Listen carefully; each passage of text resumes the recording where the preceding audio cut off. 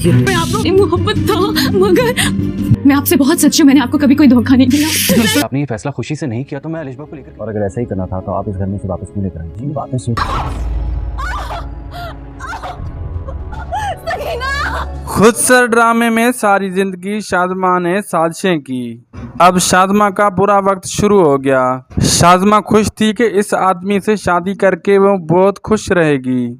सबकी मर्जी के खिलाफ जाकर शादी कर ली, लेकिन उसे क्या पता अब तो वो असल जाल में जाकर फंसी है। वो शख्स शादमा को जरा भर भी इज्जत नहीं देगा। वो इनको जूते की नोक पर रखेगा, शादमा पर जुल्म करेगा। अब शादमा को नानी याद आएगी। शादमा ने आज तक जो किसी की परवाह नहीं की, अब शादमा की बारी है।